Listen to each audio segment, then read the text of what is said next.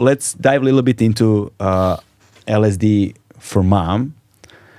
This is the original title, actually, right? LSD for Mom. Yeah. Yeah. Which is in English is translated tripped. Right. Right. So this book seems like a sequel to the first one, Right. but it's actually also a completely separate book. You can read it, without reading the first one.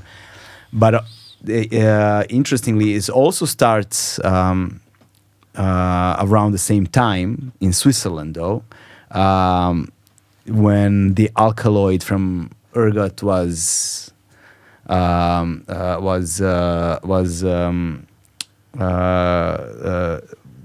used to create LSD. But this book starts with your personal story. So how did you get interested in researching LSD, and then how was your previous LSD experiences after the first famous one from New York when you took the first LSD hit? How LSD changed your view? Well, I thought LSD is a great drug because it makes you see reality in a different way. It's just a very interesting substance, but I never thought I would write about LSD. I just used it once in a while to have a good time or understand myself better. So when I was researching, what's it called? Odvaljeni. Odvaljeni. Odvaljeni, yeah.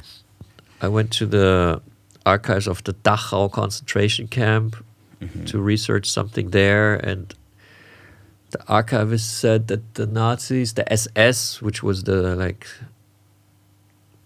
a police force or like a military wing of the Nazi regime, the SS, who ran the concentration camps. The SS was like the most evil of all these organizations.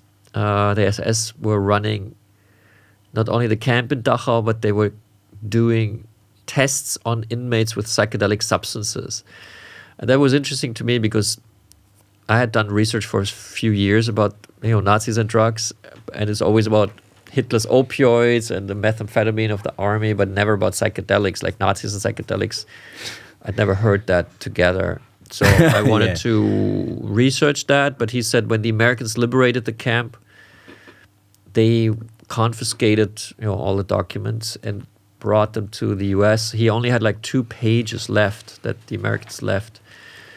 And these 2 pages are from an SS officer called Plötner, which means dumb guy in Germany. So his name was actually quite a nice name. He was probably ridiculed because of his name. That's why he joined the SS, become really evil. So Plötner did. Maybe he wasn't even evil, because what he did was he was evil by being SS and working in the concentration camp. That's pretty evil. What he did there was he gave inmates mescaline, which is a powerful psychedelic substance. And what it said on that 2-pager, one other odorless, tasteless substance. And then he wanted to see what happens to people. Like the odorless, tasteless substance, he just gave in coffee, like without the person knowing it. While mescaline tastes very bitter. So it's very hard to give someone mescaline without that person knowing it. You would drink what is this? You would immediately notice, because a lot of drugs are quite bitter because the alkaloids are bitter. Like iboga, the strongest psychedelic, is super bitter. Have you tried iboga? Bark. Yeah. It's very hard to eat it because it's so bitter.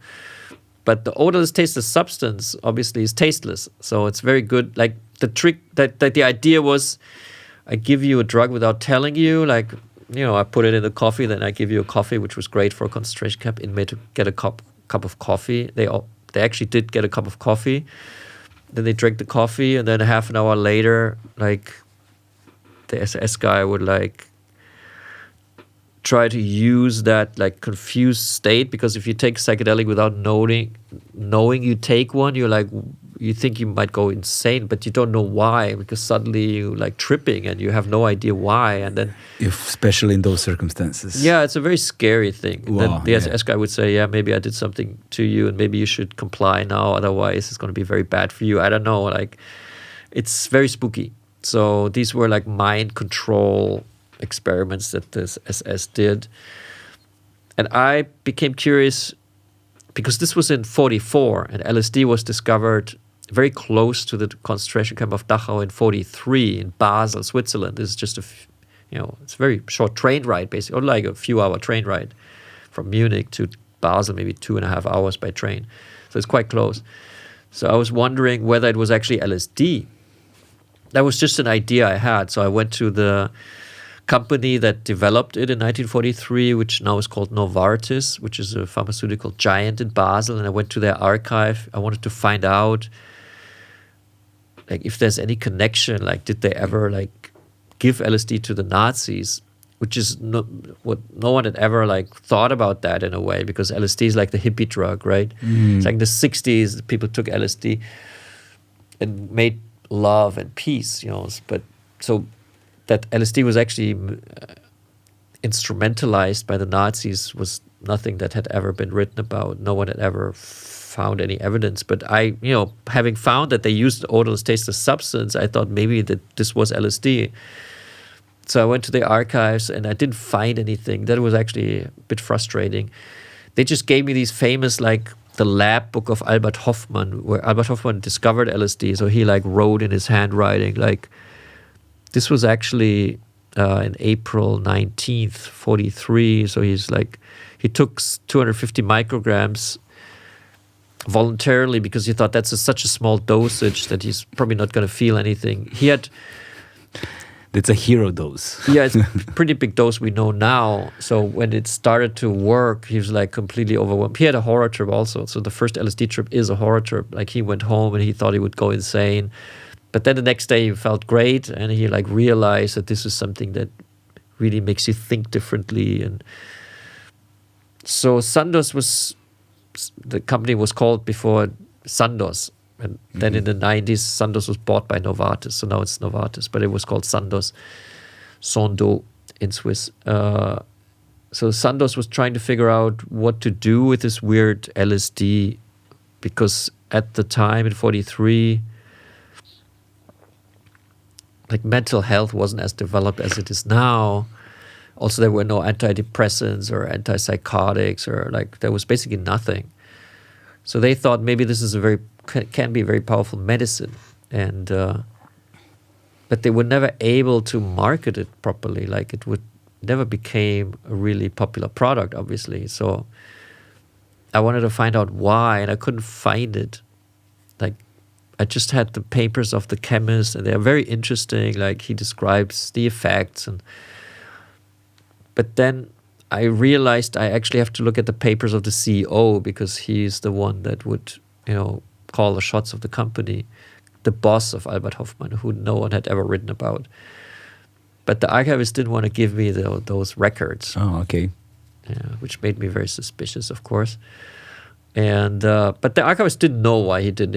He was just very moody archivist. He didn't want to really help me, because he said, "Oh, everyone always comes here and tries to find out some secrets about LSD. I'm getting really tired of it. We made so many beautiful medicines, and everyone's only interested in LSD." So he was not really. But then I gave him LSD because I had some LSD with me, and he was like, he'd never seen actual LSD, so he was a bit like, he warmed.